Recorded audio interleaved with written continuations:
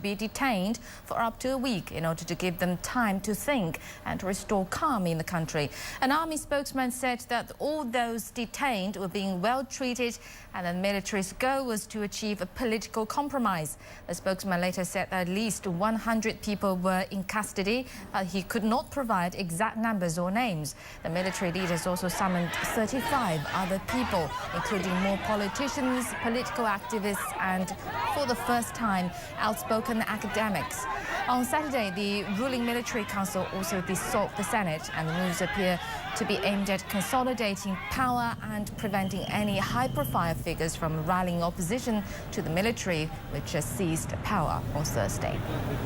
And now for more on the situation in Bangkok, let's go to our correspondent Martin Low on the phone in Bangkok. Martin, hello there. Good morning from Beijing. Well, the ruling military council has now dissolved the Senate. What more can you tell us about that?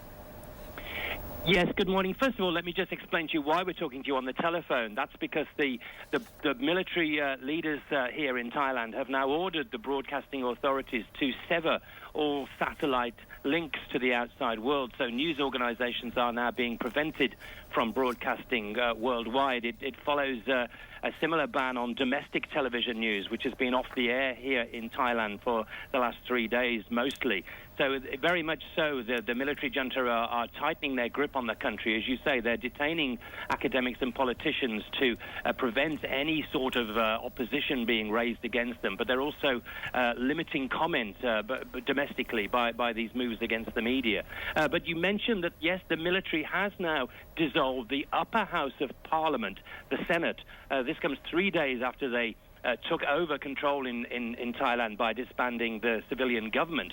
But now they've actually also completely disbanded the upper house of the Senate. So they've dismantled all the mechanics of democracy and parliament here and consolidated their power. Now this is a surprise because it was widely thought that the military would use the authority of the upper house, the Senate, to actually appoint an interim prime minister of their choosing to oversee this current period where there is no government in place. The Senate was very much seen to be perhaps sympathetic to the aims of the military and the anti-government movement. There was in the upper house, it was thought that they would be a lot more amenable to cooperate with the military. So the fact that they've now been actually disbanded altogether is quite a shock. It means that all power to rule the country and make laws, all of this authority now rests solely with the military authorities. And the coup leader, who is an army general, Prayut Chan-o-cha, he's appointed himself acting prime minister. But now in that role, he has much more power than a normal elected premier because he's suspended both houses of parliament and now has complete control. Right, and Martin, the U.S. has announced it would curtail military ties with Thailand, including cancelling the ongoing military exercises as part of its efforts to heighten pressure on the Thai military to restore the civilian order. Then what's the reaction from the coup, from the Thai military?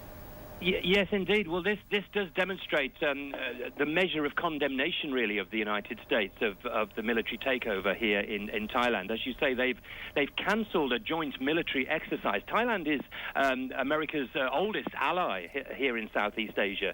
So this is quite a symbolic step, really. They've cancelled a joint exercise. 700 U.S. troops are being pulled out. Future exchange visits between senior officers from both sides have been cancelled.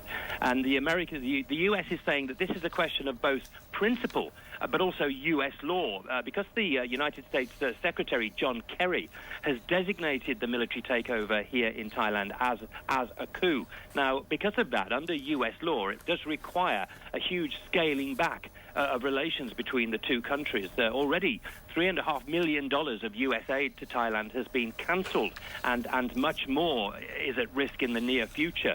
The only reaction, really, from the military junta here in Thailand when it was put to them was, well, okay, there's nothing we can do about it. You know, that's the situation we're in.